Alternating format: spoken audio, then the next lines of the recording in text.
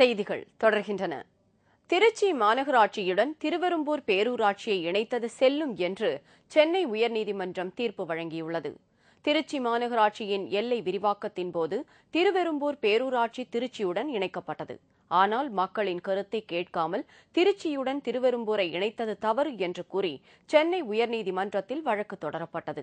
இந்த வழக்கில் திருவெரும்பூரை இணைக்கும் உத்தரவுக்கு இடைக்கால தடை விதிக்கப்பட்டு பின்னர் இணைத்தது செல்லாது என்று தீர்ப்பு வழங்கப்பட்டது. இதனால் திருச்சி மாநகராட்சியை தவிர மற்ற மாநகராட்சிகளுக்கு தேர்தல் தேதி அறிவிக்கப்பட்டது. இந்த வழக்கில் அரசு மேல்முறையீடு செய்தது. இந்த வழக்கு இன்று விசாரணைக்கு வந்தது. வழக்கை விசாரித்த நீதிபதிகள் தனி நீதிபதியின் தீர்ப்பை ரத்து செய்ய உத்தரவிட்டனர். மேலும் திருச்சி மாநகராட்சியுடன் திருவெரும்பூர் பேரூராட்சியை இணைத்து அரசு வெளியிட்ட உத்தரவு செல்லும் என்றும் தீர்ப்பளித்தனர். இதனால் திருச்சி மாநகராட்சி மேயர் தேர்தலுக்கு ஏற்பட்டிருந்த தடை நீங்கியுள்ளது.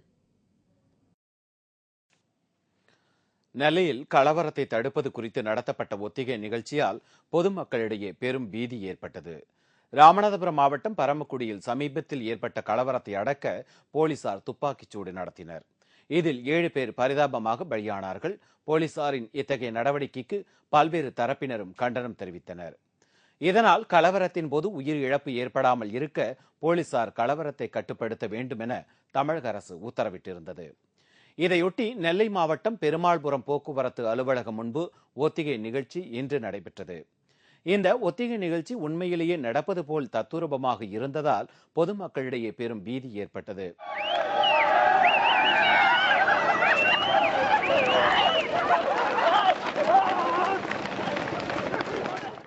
இந்நிகழ்ச்சியில் நெல்லை மாநகர காவல்துறை துணை ஆணையர் மாஸ்டன் லியோ, ஆயுதப்படை உதவி ஆணையர் தர்மலிங்கம் உள்ளிட்ட பலர் கலந்து கொண்டனர்.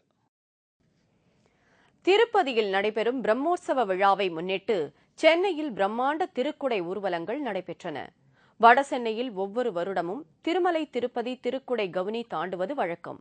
அதன்படி இன்று நடைபெற்ற திருப்பதி திருக்குடை விழாவின் 13ஆம் ஆண்டை முன்னிட்டு சென்னை சூளை சாமிப்பிள்ளை கோவிலில் இந்த விழா சிறப்பாக கொண்டாடப்பட்டது. இந்த விழாவை ஒட்டி பொதுமக்களுக்கு அன்னதானம் வழங்கப்பட்டது. இந்த விழாவில் ஏராளமான பக்தர்கள் மற்றும் பொதுமக்கள் கலந்து கொண்டு சுவாமி தரிசனம் செய்தனர். இதேபோல சென்னை தியாகராய பெருமாள் கோவிலிலிருந்து புறப்பட்ட திருக்குடைகள் மாலை 5 மணிக்கு கவுனி தாண்டும் திருவிழா நடைபெற்றது. விழாவில் ஏராளமான பக்தர்கள் கலந்து கொண்டு சுவாமி தரிசனம் செய்தனர்.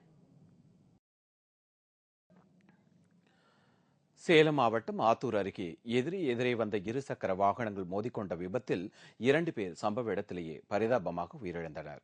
சேலம் மாவட்டம் ஆத்தூர் உடையார்பாளையத்தைச் சேர்ந்த வெங்கடேஷ் என்பவர் மல்லியக்கரை நோக்கி தனது இருசக்கர வாகனத்தில் சென்று கொண்டிருந்தார். அப்போது கருப்பண்ணன் என்பவர் ஆத்தூரை நோக்கி இருசக்கர வாகனத்தில் சென்று கொண்டிருந்தார். இந்நிலையில் தாண்டவராயபுரம் பவர்ஹவுஸ் அருகே எதிர்பாராத விதமாக 2 வாகனமும் மோதியது. இதில் இருவரும் பலத்த காயமடைந்து சம்பவ இடத்திலேயே உயிரிழந்தனர்.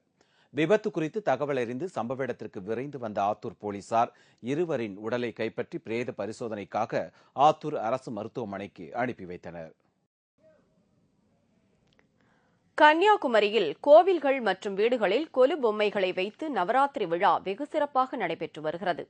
சிவனுக்கு சிவராத்திரி விழா போன்று அம்மனுக்கு நவராத்திரி விழா ஒவ்வொரு ஆண்டும் கோலாகலமாக கொண்டாடப்படுவது வழக்கம். அதன்படி இந்த ஆண்டு கடந்த 27ஆம் தேதி நவராத்திரி விழா தொடங்கியது.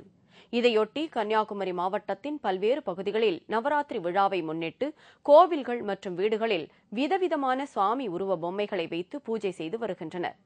குலசேகரத்தை அடுத்துள்ள அடுமனையில் வீடுகள் தோறும் கொலு பொம்மைகள் வைத்து சிறப்பாக நவராத்திரி விழாவை கொண்டாடி வருகின்றனர். நவராத்திரி கொலு வைக்க வீட்டில் உள்ள எல்லா பெண்களும் ஐஸ்வர்ய பூஜை என்று நினைத்து அதை நம்ம ஆரம்பிக்கிறோம். கும்பகோணம் மற்றும் சுற்று வட்டார பகுதிகளில் உள்ள அனைத்து பகுதிகளிலும் நவராத்திரி விழா சிறப்பாக கொண்டாடப்பட்டது. கும்பகோணம் ஸ்ரீ ஆதிகும்பேஸ்வரர் சுவாமி திருக்கோவிலில் நவராத்திரியையொட்டி பெரிய பொம்மைகளை கொண்ட தர்பார் மண்டபம், மீனாட்சி திருக்கல்யாணம், காளிங்க நர்த்தனம் ஆகியவற்றை சித்தரிக்கும் வகையில் கொலு அமைக்கப்பட்டிருந்தது. வரதராஜ பெருமாள் கோவில், பிரம்மன் கோவில், நாகேஸ்வரம் கோவில் உள்ளிட்ட பல்வேறு கோவில்களில் இதேபோன்று நவராத்திரி கொலு அமைக்கப்பட்டு சிறப்பு பூஜைகள் நடைபெற்றன. குமாரபாளையத்தில் பணம் வைத்து சூதாடிய தொழில் அதிபர்களிடமிருந்து 1.5 லட்சம் ரூபாய் சூதாட்ட பணத்தை போலீசார் பறிமுதல் செய்தனர். குமாரபாளையம் அருகே உள்ள தச்சாம்பாளையம் தனியார் பள்ளி பின்புறத்தில் இரவில் சூதாட்டம் நடப்பதாக தகவல் வந்ததின் பேரில் போலீசார் அங்கு விரைந்து சென்றனர். பணம் வைத்து சூதாடி கொண்டிருந்த தொழில் அதிபர்கள் ராஜ், சம்பத்குமார் உள்ளிட்ட 8 பேர்களை காவல் நிலையத்துக்கு அழைத்துச் சென்று விசாரணை நடத்தினர்.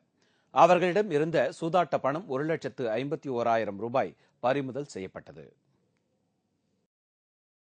தாம்பரத்தில் நீண்ட நேரம் மின் துண்டிப்பால் அந்த பகுதி மக்கள் மின்வாரிய அலுவலகத்தை முற்றுகையிட்டனர். சென்னையை அடுத்த கிழக்கு தாம்பரம் பகுதியில் நேற்று சுமார் 6 மணி நேரம் மின் துண்டிப்பு ஏற்பட்டுள்ளது. இதனால் அந்த பகுதி மக்கள் ஆத்திரமடைந்து கிழக்கு தாம்பரம் மின்வாரிய அலுவலகத்தை நேற்றிரவு சுமார் 1 மணி அளவில் முற்றுகையிட்டு ஆர்ப்பாட்டத்தில் ஈடுபட்டனர். அதன் பிறகு அதிகாரிகள் பேச்சுவார்த்தை நடத்தியதைத் தொடர்ந்து மக்கள் கலைந்து சென்றனர். இதேபோன்று அந்த பகுதியில் மின் துண்டிப்பு அடிக்கடி நிகழ்வதாக பொதுமக்கள் குற்றம் சாட்டுகின்றனர்.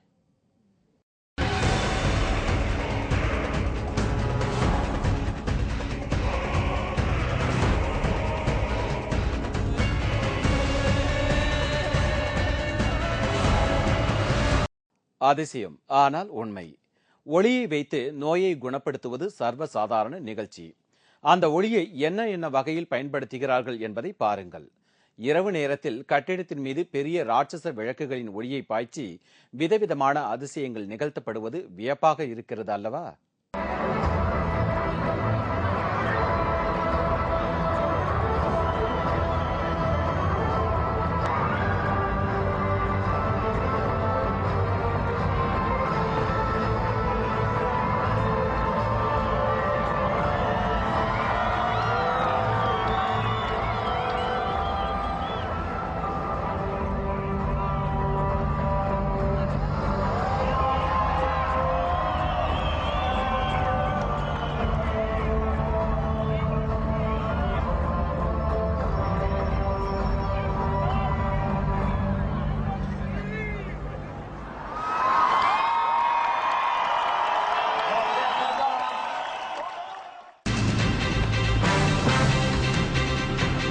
நீர்க்குமிழி வடிவில் உருவாக்கப்பட்டுள்ள அழகிய வன விடுதி. விவரம் விளம்பர இடைவேளைக்கு பிறகு.